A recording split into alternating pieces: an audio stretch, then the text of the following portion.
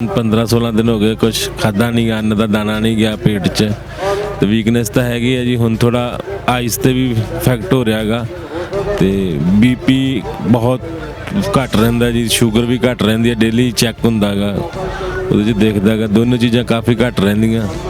ਉਸ ਕਰਕੇ ਹੁਣ ਤਕਲੀਫ ਤਾਂ ਹੋ ਹੀ ਰਹੀ ਹੈ ਜੀ, ਪਰ ਉਹ ਤਕਲੀਫ ਨਾਲੋਂ ਵੱਡੀ ਤਕਲੀਫ ਇਹ ਹੈ ਵੀ ਜਿੰਨੇ ਦੇਰ ਤੱਕ ਇਹ ਕਾਲੇ ਕੰਨ ਨੂੰ ਵਾਪਸ ਨਹੀਂ ਹੁੰਦੇ ਉਨੀ ਦੇਰ ਤੱਕ ਛੱਡਣ ਵਾਲੇ ਨਹੀਂ ਜੀ। ਦਰਸ਼ਨ ਸਿੰਘ ਫੇਰੂਮਾਨ ਜੀ ਨੇ ਵਰਤ ਕੀਤਾ ਜਾਂ ਮਨ ਸੇਵਾਦਾਰ ਜੀ ਨੇ ਜਾਂ ਜਿੰਨੇ ਵੀ ਸਾਡੇ ਪਹਿਲਾਂ ਦੇ ਹੋ ਰਹੇ ਨੇ, ਜੇ ਸਾਰਿਆਂ ਨੇ ਦੇਸ਼ ਵਾਸਤੇ ਕੁਝ ਕੀਤਾ ਹੈ, ਪਰ ਉਹਨਾਂ ਦੀਆਂ ਸ਼ਰਧਾਂਜਲੀਆਂ ਤੱਕ ਪੂਰੀਆਂ ਨਹੀਂ ਹੋਈਆਂ।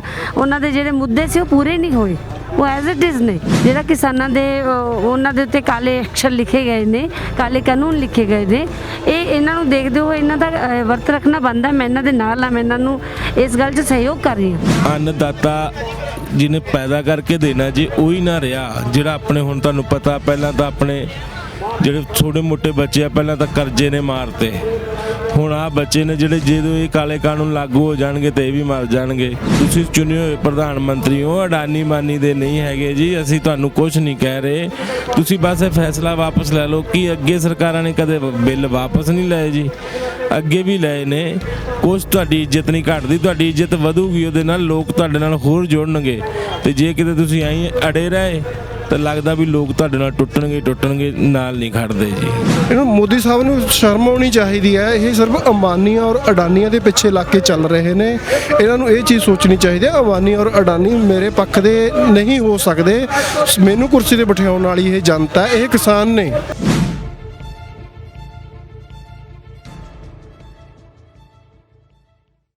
ਦੋਸਤੋ, ਕਹਿੰਦੇ ਹੁੰਦੇ ਆ ਕਿ ਪੰਜਾਬ ਦੇ ਜੰਮਿਆਂ ਨੂੰ ਨਿਤ ਮੁਹਿੰਮਾਂ। ਇਸ ਵਕਤ ਮੇਰੇ ਨਾਲ ਬਹੁਤ ਖਾਸ ਸ਼ਖਸੀਅਤ ਮੌਜੂਦ ਨੇ, ਉਹਨਾਂ ਦੇ ਨਾਲ ਮੁਲਾਕਾਤ ਕਰਵਾਵਾਂਗੇ। ਪਰ ਸਭ ਤੋਂ ਪਹਿਲਾਂ ਤੁਸੀਂ ਇਹਨਾਂ ਤਸਵੀਰਾਂ ਨੂੰ ਇੱਕ ਵਾਰੀ ਵੇਖੋ।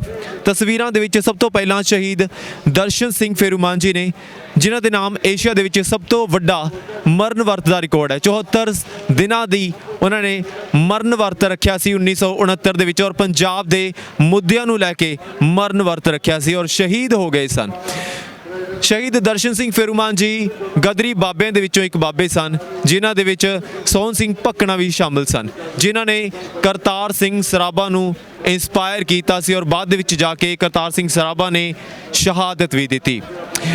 ਉਸ ਤੋਂ ਬਾਅਦ ਜਦੋਂ ਸ਼ਹੀਦ ਦਰਸ਼ਨ ਸਿੰਘ ਫੇਰੂਮਾਨ ਜੀ ਸ਼ਹੀਦ ਹੋ ਜਾਂਦੇ ਨੇ, ਮਰਨ ਵਰਤ ਜਦੋਂ ਰੱਖਦੇ ਨੇ 74 ਦਿਨ ਦੇ ਮਰਨ ਵਰਤ ਤੋਂ ਬਾਅਦ, ਤਾਂ ਉਸ ਤੋਂ ਬਾਅਦ ਇਸ ਤਸਵੀਰ ਦੇ ਵਿੱਚ ਤੁਸੀਂ ਵੇਖ ਸਕਦੇ ਹੋ ਮਹੰਤ ਸੇਵਾਦਾਸ ਸਿੰਘ ਜੀ ਮੌਜੂਦ ਨੇ, ਜਿਨ੍ਹਾਂ ਦੇ ਨਾਮ ਵੀ 44 ਦਿਨ ਦਾ ਜਿਨ੍ਹਾਂ ਨੇ ਸੰਘਰਸ਼ ਕੀਤਾ, ਭੁੱਖ ਹੜਤਾਲ ਰੱਖੀ, ਮਰਨ ਵਰਤ ਰੱਖਿਆ, ਮੁੱਦਿਆਂ ਨੂੰ ਲੈ ਕੇ, ਉਹਨੇ ਮੁੱਦਿਆਂ ਨੂੰ ਲੈ ਕੇ ਕੰਟੀਨਿਊ ਕੀਤਾ ਸੀ। ਜਦੋਂ ਸ਼ਹੀਦ ਹੋ ਜਾਂਦੇ ਨੇ ਸ਼ਹੀਦ ਦਰਸ਼ਨ ਸਿੰਘ ਜੀ ਫੇਰੂਮਾਨ, ਤਾਂ ਉਹਨਾਂ ਦੇ ਪੁੱਤਰ, ਉਹਨਾਂ ਦੇ ਸੁਪੁੱਤਰ ਇਸ ਵਕਤ ਮੇਰੇ ਨਾਲ ਮੌਜੂਦ ਨੇ, ਮਹੰਤ ਜਸਵੀਰ ਦਾਸ ਸਿੰਘ ਜੀ। ਉਹਨਾਂ ਦੇ ਨਾਲ ਮੁਲਾਕਾਤ ਕਰਦੇ ਹਾਂ। ਇਸ ਵਕਤ ਅਸੀਂ ਦਿੱਲੀ ਮੋਰਚੇ ਦੇ ਉੱਤੇ ਡਟੇ ਹੋਏ ਹਾਂ। ਹਾਲਾਤ ਬਹੁਤ ਜ਼ਿਆਦਾ ਗੁੰਝਲਦਾਰ ਬਣੇ ਹੋਏ ਨੇ। ਇੱਕ ਵਾਰੀ ਫੇਰ ਇਤਿਹਾਸ ਆਪਣੇ ਆਪ ਨੂੰ ਦੁਹਰਾ ਰਿਹਾ ਹੈ। ਨਾ ਸਿਰਫ ਹੁਣ ਪੰਜਾਬ ਦਾ ਮੁੱਦਾ ਹੈ, ਬਲਕਿ ਹੁਣ ਪੂਰੇ ਭਾਰਤ ਦਾ ਮੁੱਦਾ ਬਣ ਚੁੱਕਿਆ ਹੈ। ਔਰ 13 ਦਸੰਬਰ ਤੋਂ ਮਹੰਤ ਜਸਵੀਰ ਦਾਸ ਜੀ ਨੇ ਵੀ ਮਰਨ ਵਰਤ ਰੱਖਿਆ ਹੋਇਆ। ਮੀਟਿੰਗਾਂ ਤੋਂ ਬਾਅਦ ਮੀਟਿੰਗਾਂ ਹੁੰਦੀਆਂ ਰਹਿੰਦੀਆਂ ਨੇ, ਪਰ ਉਹਨਾਂ ਮੀਟਿੰਗਾਂ ਦੇ ਵਿੱਚੋਂ ਸਿੱਟਾ ਕੁਝ ਵੀ ਨਹੀਂ ਨਿਕਲਦਾ। ਹਾਰ ਕੇ ਸਾਨੂੰ ਉਸੇ ਤਰੀਕੇ ਦੇ ਨਾਲ ਵਾਪਸ ਆਉਣਾ ਪੈਂਦਾ ਹੈ ਤੇ ਇੱਕ ਹੋਰ ਨਵੀਂ ਜਿਹੜੀ ਮੀਟਿੰਗ ਹੈ ਉਸ ਦੀ ਤਾਰੀਖ ਤੈਅ ਕਰ ਦਿੱਤੀ ਜਾਂਦੀ ਹੈ। ਤਾਰੀਖ ਤੇ ਤਾਰੀਖ, ਜਿਵੇਂ ਇੱਕ ਡਾਇਲੋਗ ਵੀ ਹੈਗਾ ਬੜਾ ਮਸ਼ਹੂਰ, ਪਰ ਇਹ ਸ਼ਾਇਦ ਫਿਲਮ ਦਾ ਡਾਇਲੋਗ ਹੁਣ ਸੱਚ ਹੋ ਨਿਪੜਿਆ। ਗੱਲ ਕਰ ਲੈਂਦੇ ਹਾਂ ਜੀ। ਸਭ ਤੋਂ ਪਹਿਲਾਂ ਸਵਾਗਤ ਕਰਦੇ ਹਾਂ ਜੀ ਤੁਹਾਡਾ। ਵਾਹਿਗੁਰੂ ਜੀ ਕਾ ਖਾਲਸਾ ਜੀ, ਵਾਹਿਗੁਰੂ ਜੀ ਕੀ ਫਤਿਹ। ਵਾਹਿਗੁਰੂ ਜੀ ਕਾ ਖਾਲਸਾ, ਵਾਹਿਗੁਰੂ ਜੀ ਕੀ ਫਤਿਹ ਜੀ। ਤੁਸੀਂ 13 ਦਸੰਬਰ ਤੋਂ ਮਰਨ ਵਰਤ ਤੇ ਹੈਗੇ ਹੋ, ਦਿੱਲੀ ਮੋਰਚੇ ਦੇ ਉੱਤੇ ਡਟੇ ਹੋਏ ਹੋ। ਠੀਕ ਫੀਲ ਕਰ ਰਹੇ ਹੋ? ਫਿਜ਼ੀਕਲੀ ਠੀਕ ਫੀਲ ਕਰ ਰਹੇ ਹੋ? ਹਾਲਾਤ ਠੀਕ ਹੈ? ਨਹੀਂ, ਉਹ ਤਾਂ ਜਦੋਂ ਆਪਾਂ, ਤੁਹਾਨੂੰ ਪਤਾ ਹੀ ਹੈ ਜੀ, ਹੁਣ 15-16 ਦਿਨ ਹੋ ਗਏ ਕੁਛ ਖਾਦਾ ਨਹੀਂ ਗਿਆ, ਅੰਨ ਦਾ ਦਾਣਾ ਨਹੀਂ ਗਿਆ ਪੇਟ 'ਚ ਤੇ ਵੀਕਨੈਸ ਤਾਂ ਹੈਗੀ ਹੈ ਜੀ। ਹੁਣ ਥੋੜਾ ਆਈਸ ਤੇ ਵੀ ਇਫੈਕਟ ਹੋ ਰਿਹਾ ਹੈਗਾ ਤੇ ਬੀਪੀ ਬਹੁਤ ਘੱਟ ਰਹਿੰਦਾ ਜੀ, ਸ਼ੂਗਰ ਵੀ ਘੱਟ ਰਹਿੰਦੀ ਹੈ, ਡੇਲੀ ਚੈੱਕ ਹੁੰਦਾ ਹੈਗਾ, ਉਹਦੇ 'ਚ ਦੇਖਦਾ ਹੈਗਾ ਦੋਨੋਂ ਚੀਜ਼ਾਂ ਕਾਫੀ ਘੱਟ ਰਹਿੰਦੀਆਂ। ਉਸ ਕਰਕੇ ਹੁਣ ਤਕਲੀਫ ਤਾਂ ਹੋ ਹੀ ਰਹੀ ਹੈ ਜੀ, ਪਰ ਉਹ ਤਕਲੀਫ ਨਾਲੋਂ ਵੱਡੀ ਤਕਲੀਫ ਇਹੀ ਹੈ ਵੀ ਜਿੰਨੇ ਦੇਰ ਤੱਕ ਇਹ ਕਾਲੇ ਕੰਨ ਨੂੰ ਵਾਪਸ ਨਹੀਂ ਹੁੰਦੇ ਉਨੀ ਦੇਰ ਤੱਕ ਛੱਡਣ ਵਾਲੇ ਨਹੀਂ ਜੀ। ਜਸਵੀਰ ਜੀ ਸਰਕਾਰ ਨੂੰ ਕਿਉਂ ਨਹੀਂ ਨਜ਼ਰ ਆ ਰਿਹਾ? ਤੁਸੀਂ ਵੀ ਹੁਣ ਮਰਨ ਵਰਤ ਰੱਖਤੇ ਹੈ, ਜਿਵੇਂ ਇਸ ਦਲ ਦੇ ਯਾਨੀ ਕਿ ਸ਼ਹੀਦ ਫੇਰੂਮਾਨ ਦਲ ਦੇ ਹੋਰ ਸ਼ਹੀਦ ਹੋਏ ਨੇ, ਤੁਹਾਡੇ ਪਿਤਾ ਜੀ ਨੇ ਵੀ ਰੱਖਿਆ ਸੀ, ਉਹਨਾਂ ਨਕਸ਼ੇ ਕਦਮਾਂ ਦੇ ਉੱਤੇ ਹੁਣ ਤੁਸੀਂ ਚੱਲ ਰਹੇ ਹੋ, ਪਰ ਸਰਕਾਰ ਨੂੰ ਨਜ਼ਰ ਕਿਉਂ ਨਹੀਂ ਆ ਰਿਹਾ? ਇਹ ਕਿਉਂ ਉਹ ਏਸੀਆਂ ਦੇ ਵਿੱਚ ਬੈਠੇ ਨੇ, ਉਹ ਆਪ ਖਾ ਪੀ ਰਹੇ ਨੇ, ਕਿਉਂ ਉਹਨਾਂ ਨੂੰ ਦਰਦ ਨਹੀਂ ਨਜ਼ਰ ਆ ਰਿਹਾ? ਨਹੀਂ ਜੀ, ਇਹ ਤਾਂ ਗੱਲ ਆਪਾਂ ਮੰਨਦੇ ਆ ਵੀ ਨਜ਼ਰ ਨਹੀਂ ਆ ਰਿਹਾ। ਪਹਿਲਾਂ ਉਹਨਾਂ ਨੇ 5 ਵਾਰੀ ਵਾਰਤਾ ਕੀਤੀ, ਕੋਈ ਸਿੱਟਾ ਨਹੀਂ ਨਿਕਲਿਆ, ਤਰੀਕ ਤੋਂ ਉੱਪਰ ਤਰੀਕ ਦਿੱਤੀ। ਪਰ ਜਦੋਂ ਅਸੀਂ 13 ਨੂੰ ਬੈਠੇ ਸੀ, 13 ਤੋਂ ਬਾਅਦ ਇਹਨਾਂ ਨੇ ਸਰਕਾਰ ਨੇ 20 ਤਰੀਕ ਤੋਂ ਬਾਅਦ ਪਾਲਿਸੀ ਇਹਨਾਂ ਦੀ ਸ਼ੁਰੂ ਹੋ ਗਈ ਸੀ, ਲੈਟਰ ਬਾਅਦ ਜੀ। ਤੇ ਇਹਨਾਂ ਨੇ ਕਹਿ ਵੀ ਦਿੱਤਾ ਸੀ ਸਰਕਾਰ ਨੇ ਵੀ ਅਸੀਂ ਤੁਹਾਡੇ ਨਾਲ ਦੁਬਾਰਾ ਗੱਲਬਾਤ ਕਰਨ ਲਈ ਤਿਆਰ ਹਾਂ ਜੀ। ਉਸੇ ਲਈ ਹੁਣ ਗੱਲ ਹੋਈ ਆ, ਮੈਨੂੰ ਆਸ ਆ ਵੀ ਹਾਂ ਜਲਦੀ ਨਿਬੜੇਗਾ, ਜੇ ਨਹੀਂ ਨਿਬੜਦਾ ਤੇ ਅਸੀਂ ਤਾਂ ਬੈਠੇ ਹਾਂ, ਸ਼ਹੀਦ ਹੋਵਾਂਗੇ ਜੀ। ਪਰ ਇੰਨੀ ਜਲਦੀ ਨਹੀਂ ਜਾਣ ਵਾਲੇ ਵੀ ਹਾਂ, ਜਦ ਤੱਕ ਇਹ ਮੰਗ ਨਹੀਂ ਪੂਰੀ ਹੋਏਗੀ ਉੱਠਣ ਵਾਲੇ ਨਹੀਂ ਗੇ ਜੀ। ਦੋਸਤੋ ਕਈ ਵਾਰੀ ਭਾਵੁਕ ਅਸੀਂ ਵੀ ਹੋ ਜਾਂਦੇ ਆ, ਜਿਸ ਤਰੀਕੇ ਨਾਲ ਕਹਿ ਰਹੇ ਨੇ ਕਿ ਆਸ ਹਲੇ ਵੀ ਹੈਗੀ ਹੈ, ਹਲੇ ਵੀ ਸਰਕਾਰ ਨੂੰ ਮਾੜਾ ਨਹੀਂ ਬੋਲ ਰਹੇ, ਹਲੇ ਵੀ ਸਰਕਾਰ ਨੂੰ ਗਾਲਾਂ ਨਹੀਂ ਕੱਢ ਰਹੇ। ਇੰਨਾ ਕੁਝ ਹੋ ਚੁੱਕਿਆ ਹੈ ਔਰ ਮਰਨ ਵਰਤੇ ਬੈਠੇ ਹੋਏ ਨੇ। 13 ਦਸੰਬਰ ਤੋਂ ਤੁਸੀਂ ਆਪ ਸੋਚ ਸਕਦੇ ਆ, ਸਾਨੂੰ ਇੱਕ ਵਕਤ ਦੀ ਰੋਟੀ ਨਾ ਮਿਲੇ, ਅਸੀਂ ਮਰਨ ਵਾਲੇ ਹੋ ਜਾਂਦੇ ਆ ਵੀ ਲੈ ਸਾਨੂੰ ਰੋਟੀ ਨਹੀਂ ਮਿਲੀ। ਪਰ 13 ਦਸੰਬਰ ਤੋਂ ਅੱਜ 30 ਤਰੀਕ ਹੋ ਚੁੱਕੀ ਹੈ, 17 ਦਿਨ ਹੋ ਚੁੱਕੇ ਨੇ, ਕੁਝ ਨਾ ਗਿਆ ਹੋਵੇ ਜਿਸ ਸਰੀਰ ਦੇ ਅੰਦਰ। ਤੁਸੀਂ ਆਪ ਸੋਚ ਸਕਦੇ ਆ ਵੀ ਉਹ ਸਰੀਰ ਦਾ ਕੀ ਹਾਲ ਹੋ ਰਿਹਾ ਹੋਵੇਗਾ। ਮੇਰੇ ਨਾਲ ਮਨ ਸਾਹਿਬ ਦੀ ਇਸ ਵਕਤ ਵਾਈਫ ਵੀ ਮੌਜੂਦ ਨੇ ਜੀ, ਉਹਨਾਂ ਦੇ ਨਾਲ ਵੀ ਗੱਲ ਕਰ ਲੈਂਦੇ ਆ ਜੀ। ਸਵਾਗਤ ਕਰਦੇ ਆ ਸਭ ਤੋਂ ਪਹਿਲਾਂ ਤੁਹਾਡਾ ਜੀ। ਸਤਿ ਸ਼੍ਰੀ ਅਕਾਲ ਜੀ। ਮੈਮ ਮੈਨੂੰ ਥੋੜਾ ਜਿਹਾ, ਮੈਂ ਤਾਂ ਨਹੀਂ ਗੱਲ ਕਰ ਰਿਹਾ, ਥੋੜਾ ਜਿਹਾ ਬਾਅਦ ਚ ਗੱਲ ਵੀ ਕਰਾਂਗੇ, ਪਰ ਮੈਂ ਚਾਹੁੰਦਾ ਨਹੀਂ, ਕਿਉਂਕਿ ਇਹਨਾਂ ਦੀ ਇਹੀ ਸਪੋਰਟ ਬਹੁਤ ਜ਼ਿਆਦਾ ਹੈਗੀ ਆ ਕਿ ਬੈਠ ਗਏ ਨੇ, ਇੰਨਾ ਹੌਸਲਾ ਕਰ ਲਿਆ ਇਹਨਾਂ ਨੇ। ਔਰ ਹੌਸਲਾ ਜਿਹੜਾ ਹੈਗਾ ਕੋਈ ਜਿਗਰੇ ਵਾਲਾ ਬੰਦਾ ਹੀ ਕਰਦਾ ਹੁੰਦਾ। ਪਰ ਜਿਸ ਤਰ੍ਹਾਂ ਮਹੰਤ ਜੀ ਨੇ ਭੁੱਖ ਹੜਤਾਲ ਸ਼ੁਰੂ ਕੀਤੀ ਔਰ ਮਰਨ ਵਰਤ ਖਾਸ ਤੌਰ ਦੇ ਉੱਤੇ, ਭੁੱਖ ਹੜਤਾਲ ਤਾਂ ਚਲੋ ਇੱਕ ਪਾਸੇ ਹੋ ਗਈ, ਮਰਨ ਵਰਤ ਰੱਖ ਲਿਆ ਹੋਵੇਗਾ।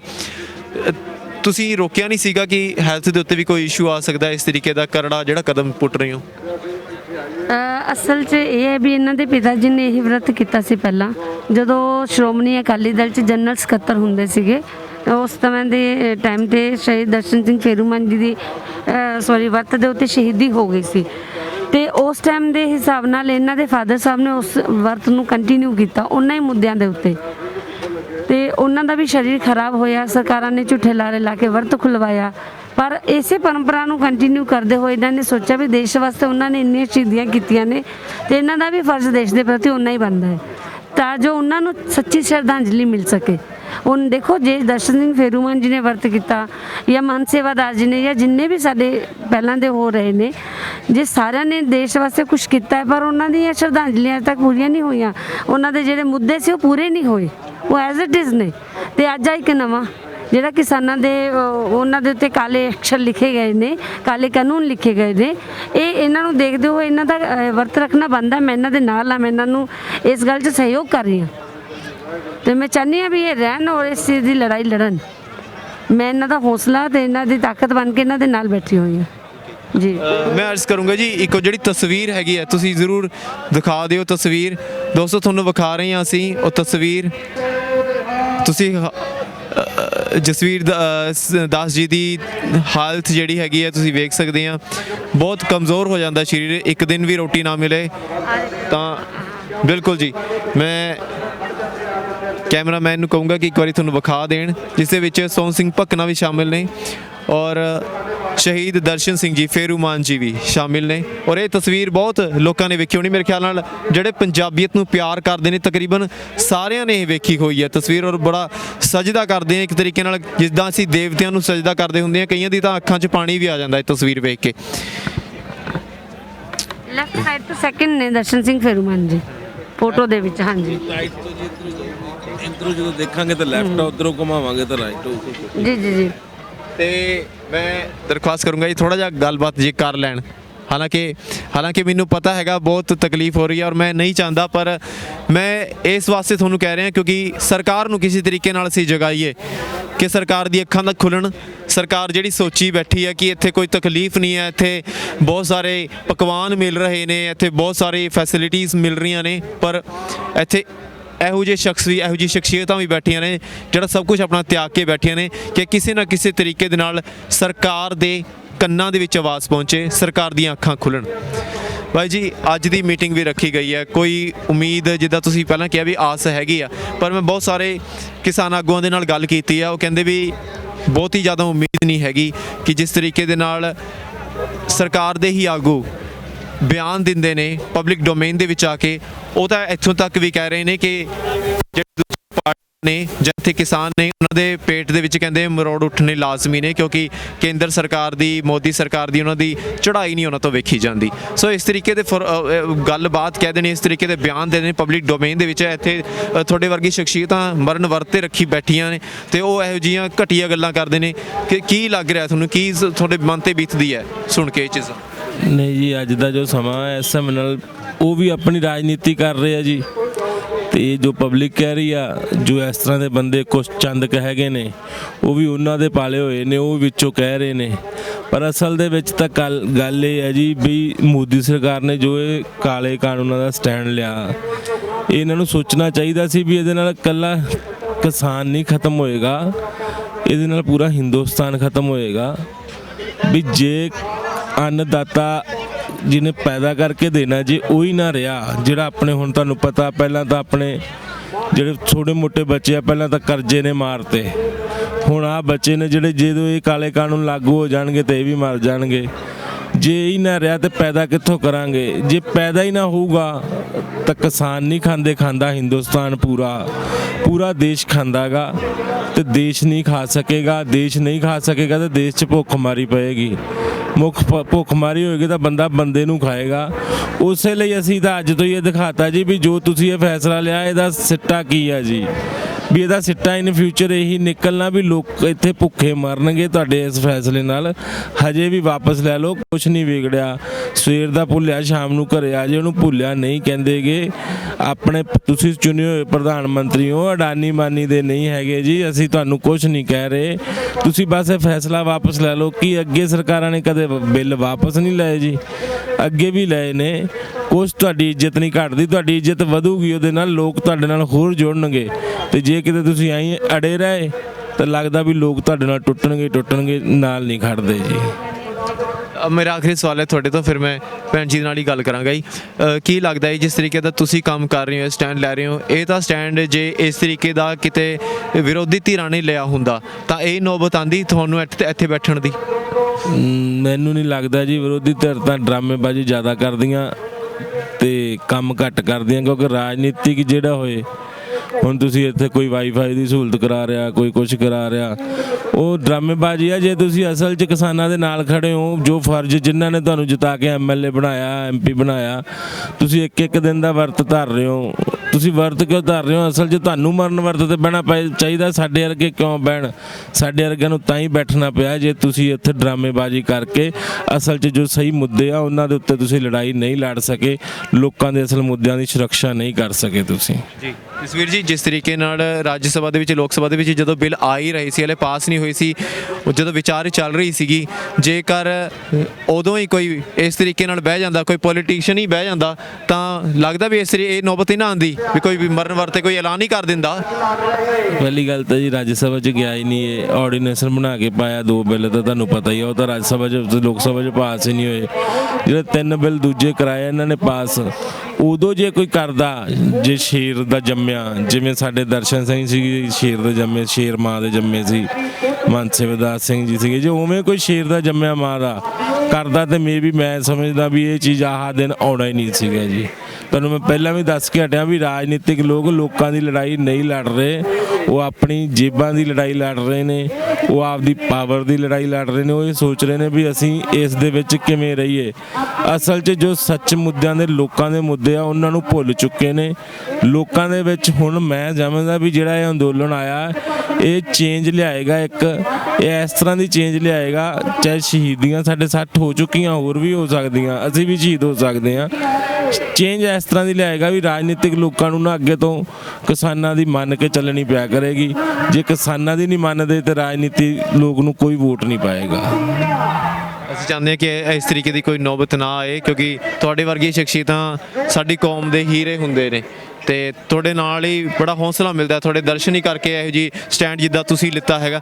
ਤੇ ਮੈਮ ਦੇ ਨਾਲ ਗੱਲ ਕਰ ਲੈਂਦੇ ਕਿਉਂਕਿ ਮੈਂ ਚਾਹੁੰਦਾ ਨਹੀਂ ਹੈਗਾ ਕਿਉਂਕਿ ਅਸੀਂ ਜ਼ਿਆਦਾ ਬੁਲਾਈਏ। ਮੈਮ ਜਿੱਦਾਂ ਹੁਣ ਕੇਜਰੀਵਾਲ ਕਹਿੰਦੇ ਨੇ, ਬੜੇ ਐਲਾਨ ਕਰਦੇ ਹੁੰਦੇ ਆ, ਤੁਹਾਨੂੰ ਲੱਗਦਾ ਵੀ ਜਿਹੜੀ ਵਿਰੋਧੀ ਧਿਰਾਂ ਹੈਗੀਆਂ, ਜਿਹੜੇ ਦੂਜੇ ਪੋਲੀਟੀਸ਼ੀਅਨ ਨੇ, ਉਹ ਵੀ ਇਹ ਚਾਹੁੰਦੇ ਆ ਵੀ ਮਸਲਾ ਹੱਲ ਨਾ ਹੋਵੇ ਕਿਉਂਕਿ ਉਹਨਾਂ ਨੂੰ ਬੀਜੇਪੀ ਨੂੰ ਢਾਹ ਲਾਉਣ ਦੀ ਮਤਲਬ ਕਿ ਉਹਨਾਂ ਨੂੰ ਹੀ ਮੌਕਾ ਮਿਲ ਰਿਹਾ ਕਿ ਚੰਗਾ ਵੀ ਬੀਜੇਪੀ ਦੀ ਭੰਡੀ ਹੋ ਰਹੀ ਹੈ ਤੇ ਉਹ ਵੀ ਮਤਲਬ ਕਿ ਹੱਲ ਨਹੀਂ ਕਰਨਾ ਚਾਹੁੰਦੇ ਅੰਦਰੋਂ ਅੰਦਰੀ। ਜੀ ਜੀ ਹਾਂਜੀ ਬਿਲਕੁਲ ਸਹੀ ਕਹਿ ਰਹੇ ਹੋ ਤੁਸੀਂ, ਔਰ ਇਦਾਂ ਹੀ ਹੈ ਕਿਉਂਕਿ ਉਹ ਨਹੀਂ ਚਾਹੁੰਦੇ ਵੀ ਇਹਨਾਂ ਦਾ ਬੀਜੇਪੀ ਦਾ ਜਿੰਨਾ ਬੰਟਾਦਾਰ ਕਰ ਸਕਦੇ ਉਹਨਾਂ ਕਰਨ, ਜੋ ਉਹਨਾਂ ਨੂੰ ਦੂਜੇ ਪਾਸੇ ਸਪੋਰਟ ਕਰਨਗੇ। ਇਹਦਾ ਮਤਲਬ ਇਹ ਨਹੀਂ ਹੈਗਾ ਵੀ ਇਹ ਪਬਲਿਕ ਦੀ ਸਪੋਰਟ 'ਚ ਨੇ, ਇਹਨੂੰ ਆਪਾਂ ਇਹ ਨਹੀਂ ਕਹਿ ਸਕਦੇ ਕਿਸਾਨਾਂ ਦੇ ਹਿੱਤ 'ਚ ਨੇ। ਉਹ ਆਪਣੀ ਰਾਜਨੀਤੀ ਨੂੰ ਕੱਟਣ ਲੱਗੀ ਹੋਈ ਹੈ, ਇਹਦੇ 'ਚ ਲੋਕਾਂ ਦਾ ਕੋਈ ਭਲਾ ਨਹੀਂ ਹੋ ਰਿਹਾ। ਇਹ ਤਾਂ ਸਿਰਫ ਆਪਦੀਆਂ ਕੁਰਸੀਆਂ, ਆਪਦੀਆਂ ਸੀਟਾਂ, ਆਪਦਾ ਨਾਮ ਬਚਾਉਣ ਵਾਸਤੇ ਹੋ ਰਿਹਾ। ਉਹਨੇ ਮਹੰਤ ਜੀ ਨੇ ਜਿਹੜਾ ਵਰਤ ਰੱਖਿਆ, ਇਹਨਾਂ ਦਾ ਜਨਮ ਦਿਨ ਸੀ 13 ਤਰੀਕ ਨੂੰ, ਇਹਨਾਂ ਨੇ ਜਨਮ ਦਿਨ ਤੇ ਇਹ ਭੁੱਖ ਹੜਤਾਲ ਕੀਤੀ। ਉਸ ਤੋਂ ਬਾਅਦ 23 ਤਰੀਕ ਨੂੰ ਕਿਸਾਨ ਦਿਵਸ ਸੀ, ਉਸ ਦਿਨ ਇਹਨਾਂ ਨੇ ਮਨ ਵਰਤ ਸ਼ੁਰੂ ਕੀਤਾ। ਤੁਸੀਂ ਦੱਸੋ ਉਹਨਾਂ ਨੇ ਕਿਸੇ ਨੇ ਕੀਤਾ ਕੁਛ? ਕਿਉਂ ਨਹੀਂ ਕਰ ਰਹੇ? ਕਿ ਸਾਰਾ ਲਾਭ ਇਹਨਾਂ ਨੂੰ ਮਿਲਣਾ? ਨਹੀਂ, ਉਹਨਾਂ ਨੂੰ ਆਪਣੇ ਲਾਭ ਦੀ ਚਿੰਤਾ ਨਹੀਂ। ਲਾਭ ਤਾਂ ਆਲਰੇਡੀ ਉਹਨਾਂ ਨੂੰ ਜਨਤਾ ਨੇ ਦੇ ਰੱਖਿਆ, ਪਰ ਜਨਤਾ ਦੀ ਉਹਨਾਂ ਨੂੰ ਕੋਈ ਸੁੱਧ ਸਾਰ ਨਹੀਂ। ਉਹਨਾਂ ਨੇ ਇੱਕ ਦੂਜੇ ਨੂੰ ਰਾਜਨੀਤੀ ਕਰਨੀ ਹੈ, ਉਹੀ ਕਰਨ ਵਾਸਤੇ ਬੈਠੇ ਆ। ਬਿਲਕੁਲ ਦੋਸਤੋ, ਕਹਿੰਦੇ ਹੁੰਦੇ ਆ ਕਿ ਇਹ ਜਿਹੜਾ ਤੰਦੂਰ ਸੀਗਾ ਇਹ ਕਿਸਾਨਾਂ ਨੇ ਪਕਾਇਆ, ਪਰ ਇਹਦੇ ਵਿੱਚ ਰੋਟੀਆਂ ਸੇਕ ਰਹੀ ਆ ਉਹ ਸਿਆਸੀ ਪਾਰਟੀਆਂ ਸੇਕ ਰਹੀਆਂ ਨੇ। ਔਰ ਜੇਕਰ ਇਹ ਸੱਚਾਈ ਹੈ ਕਿ ਜੇਕਰ ਉਸ ਵੇਲੇ ਕਿਸੇ ਨੇ ਇਹੋ ਜਿਹਾ ਸਟੈਂਡ, ਕਰੜਾ ਸਟੈਂਡ ਕਿਸੇ ਰਾਜਨੇਤਾ ਨੇ ਲਿਆ ਹੁੰਦਾ ਤਾਂ ਮਜਾਲ ਹੀ ਨਹੀਂ ਹੈ। ਭਾਵੇਂ ਕੋਈ ਵੀ ਪਾਰਟੀ ਹੁੰਦੀ, ਕਿੰਨੀ ਤਾਕਤਵਰ ਪਾਰਟੀ ਹੁੰਦੀ, ਝੁਕਣਾ ਪੈ ਜਾਂਦਾ ਹੈ, ਜਗਾਣੇ ਪੈਂਦੇ ਆ ਲੋਕ। ਪਰ ਹੁਣ ਨੌਬਤ ਇਹ ਆ ਗਈ ਹੈ ਕਿ ਆਮ ਲੋਕਾਂ ਨੂੰ ਉੱਠ ਕੇ ਆਉਣਾ ਪੈ ਰਿਹਾ ਹੈ ਔਰ ਇਹੋ ਜਿਹੇ ਸਟੈਂਡ ਲੈਣੇ ਪੈ ਰਹੇ ਆ। ਪਰ ਫਿਰ ਵੀ ਹਲੇ ਵੀ ਕੇਂਦਰ ਸਰਕਾਰ ਜਿਹੜੀ ਹੈ ਉਹ ਇਹੀ ਸੋਚ ਰਹੀ ਹੈ ਕਿ ਇਹ ਤਾਂ ਬੜੇ ਆਰਾਮ ਨਾਲ ਬੈਠੇ ਆ, ਕੋਈ ਬਹੁਤ ਜ਼ਿਆਦਾ ਕੁਝ ਕਰ ਨਹੀਂ ਰਹੀ। ਉਹ ਮੀਟਿੰਗਾਂ ਤੋਂ ਬਾਅਦ ਮੀਟਿੰਗਾਂ ਹੋ ਰਹੀਆਂ ਨੇ, ਪਰ ਜਿਸ ਤਰੀਕੇ ਦੇ ਬਿਆਨ ਪਬਲਿਕ ਡੋਮੇਨ ਦੇ ਵਿੱਚ ਆ ਕੇ ਉਹਨਾਂ ਦੇ ਨੇਤਾ ਦੇ ਰਹੇ ਨੇ, ਪ੍ਰਧਾਨ ਮੰਤਰੀ ਦੇ ਰਹੇ ਨੇ, ਵਾਕਈ ਹੀ ਸੋਚਣ ਲਈ ਮਜਬੂਰ ਕਰਦਾ ਹੈ ਕਿ ਇੱਕ ਪਾਸੇ ਤਾਂ ਉਹ ਕਹਿੰਦੇ ਆ ਕਿ ਅਸੀਂ ਕਿਸਾਨਾਂ ਦੇ ਨਾਲ ਗੱਲ ਕਰਨ ਨੂੰ ਤਿਆਰ ਹਾਂ, ਤੇ ਦੂਜੇ ਪਾਸੇ ਇਹੋ ਜਿਹੇ ਘਟੀਆ ਬਿਆਨ ਦੇ ਦੇਣੇ ਕਿ ਉਹਨਾਂ ਦੇ ਤਾਂ ਪੇਟ ਦੇ ਵਿੱਚ ਮਰੋੜ ਤਾਂ ਉੱਠ ਰਹੇ ਆ ਕਿਉਂਕਿ ਨਰਿੰਦਰ ਮੋਦੀ ਦੀ ਚੜ੍ਹਾਈ ਉਹਨਾਂ ਤੋਂ ਵੇਖੀ ਨਹੀਂ ਜਾ ਰਹੀ। ਨਰਿੰਦਰ ਮੋਦੀ ਜੋ ਵੀ ਕਰ ਰਹੇ ਆ, ਕਿਸਾਨ ਉਹਨਾਂ ਤੋਂ ਬਹੁਤ ਖੁਸ਼ ਹੈਗੇ ਆ। ਪਤਾ ਨਹੀਂ ਉਹ ਕਿਹੜੇ ਕਿਸਾਨ ਨੇ ਜਿਹੜੇ ਕਹਿ ਰਹੇ ਨੇ ਕਿ ਖੇਤੀ ਬਿੱਲ ਬਹੁਤ ਜ਼ਿਆਦਾ ਚੰਗੇ ਨੇ, ਸਾਡੇ ਹਮਾਇਤੀ ਨੇ। ਸਤਿ ਸ਼੍ਰੀ ਅਕਾਲ ਜੀ। ਸਤਿ ਸ਼੍ਰੀ ਅਕਾਲ ਜੀ, ਮੇਰਾ ਨਾਮ ਜਗਤਾਰ ਸਿੰਘ ਢੀਂਡਸਾ ਜੀ, ਪੰਜਾਬ ਤੋਂ ਜੀ। ਜੀ ਸਿੰਘ ਸਾਹਿਬ, ਤੁਸੀਂ ਵੀ ਮਰਨ ਵਰਤੇ ਹੈਗੇ ਹੋ, ਤਾਂ ਜਿੱਦਾਂ ਹੁਣ ਤੁਸੀਂ ਸਟੈਂਡ ਲਿੱਤਾ, ਮੈਂ ਉੱਥੇ ਵੀ ਗੱਲ ਕਰ ਰਿਹਾ ਸੀਗਾ ਤੇ ਕਈ ਲੋਕੀ ਇਹ ਕਹਿਣ ਲੱਗੇ ਵੀ ਇੱਥੇ ਤਾਂ ਬੜੇ ਮੇਵੇ ਮਿਲ ਰਹੇ ਨੇ, ਬਦਾਮ ਨਿਊਡਲਾਂ ਦੇ ਲੰਗਰ ਲੱਗੇ ਹੋਏ, ਚਾਕਲੇਟਾਂ ਦੇ ਵੀ ਲੰਗਰ ਲੱਗੇ। ਤੇ ਕੀ ਕਹਿਣਾ ਚਾਹੋਗੇ ਵੀ ਤੁਸੀਂ ਚਾਕਲੇਟ ਅਸੀਂ ਤੁਹਾਨੂੰ ਦੇ ਦਿੰਦੇ ਆ ਡੱਬਾ ਭਰ ਕੇ, ਵੀ ਤੁਸੀਂ ਰਾਤ ਇੱਥੇ ਕੱਟ ਕੇ ਵਿਖਾ ਦਿਓ, ਤੁਸੀਂ ਭੁੱਖ ਹੜਤਾਲ ਤੇ ਬਹਿ ਕੇ ਦਿਖਾ ਦਿਓ। ਦੇਖੋ ਜੀ, ਬੇਸ਼ਰਮੀ ਦੀ ਕੋਈ ਹੱਦ ਹੁੰਦੀ ਹੈ। ਸਾਡੇ ਜਿਹੜਾ ਪੂਰੇ ਇੰਡੀਆ ਦਾ ਜਿਹੜਾ ਢਿੱਡ ਭਰਨ ਵਾਲਾ, ਜਿਹਨੂੰ ਕਿਸਾਨ ਨੂੰ ਅੰਨਦਾਤਾ ਕਿਹਾ ਜਾਂਦਾ ਹੈ, ਉਹ ਅੰਨਦਾਤਾ ਅੱਜ ਸੜਕ ਦੇ ਉੱਪਰ ਉਤਰਿਆ ਹੋਇਆ ਹੈ।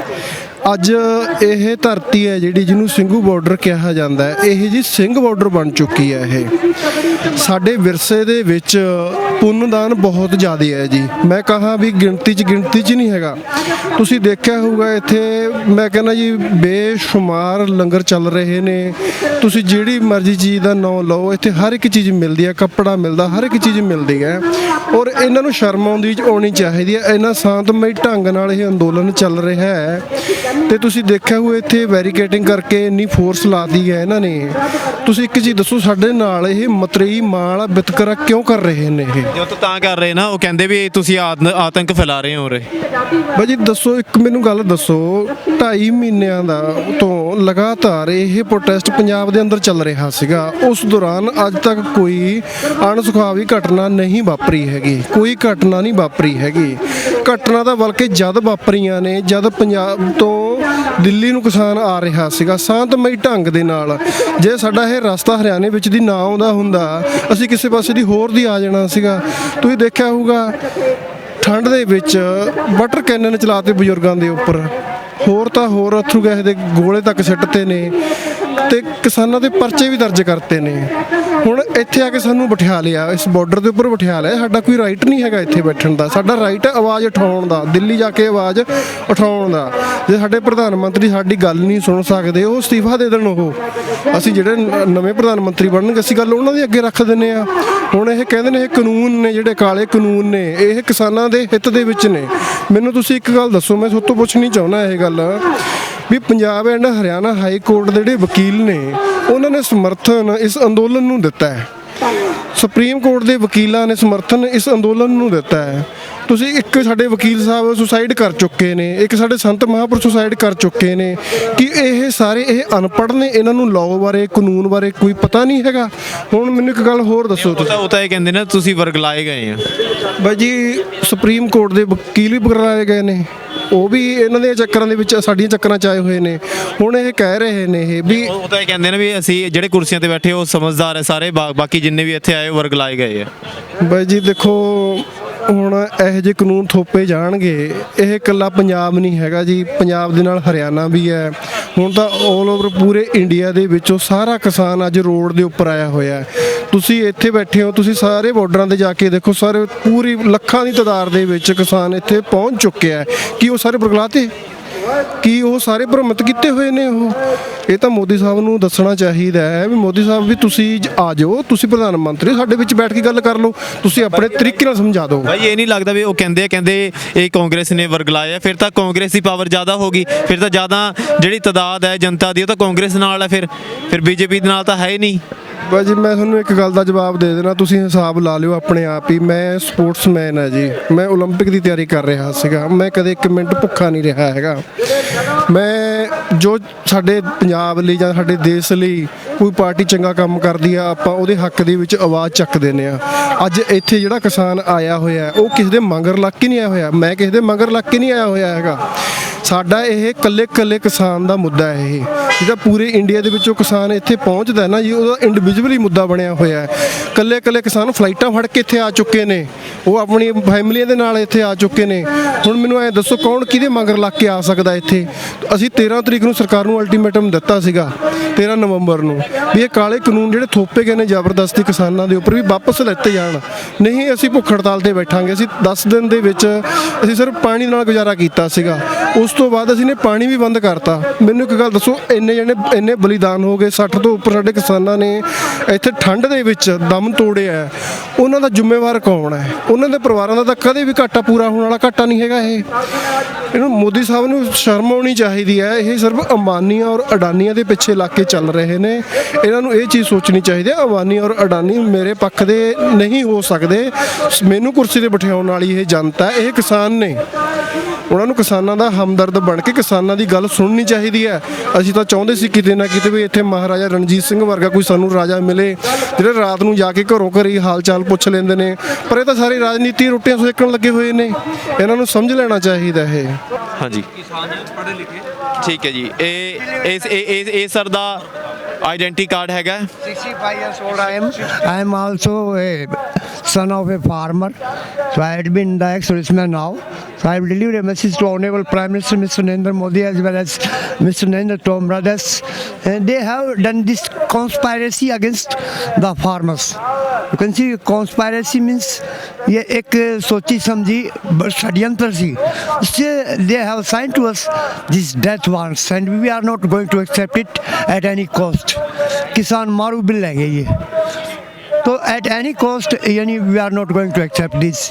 सर आप है कहाँ के, वैसे रहते कहाँ? Belongs to Sonipat, stay Maggie in Chandigarh, sector 17A. Sir आप करते बाय प्रोफेशन आप क्या करते हैं? I was serving earlier in Indian Air Force and I have served 20 years for so I was there in fighter squadron. तो हमारे देश का नारा है जय जवान जय किसान, है नहीं? तो आप जवान भी हैं और किसान भी हैं। Firstly, this is the funniest thing. I will tell you, first we are farmers. I am son of a farmer. First I will fight for them. After that I will go to China border or Pakistan border. Ultimately, this credit goes to you, or you can say my father and forefathers.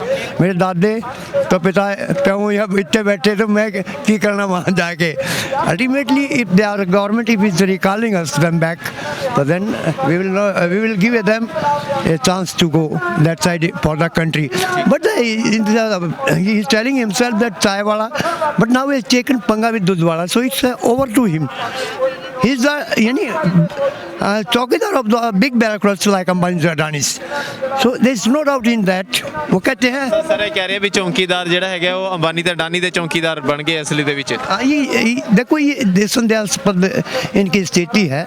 ये कहते हैं कि राम राम हरे हरे अंडे खाएं खड़े खड़े। तो इस product king of India you can say ये कॉन्स्पायरेसी हैज बीन यानी against these farmers, poor farmers. They are telling that कि we are illiterate person, we are illiterate। वो किसान बिल इनकी भाषा, इनको एग्रीकल्चरल बिल की भाषा नहीं समझ आती। That's why through your channel I am delivering this message to our honorable Prime Minister Narendra Modi as well as Narendra Tomra, Agriculture Minister of India.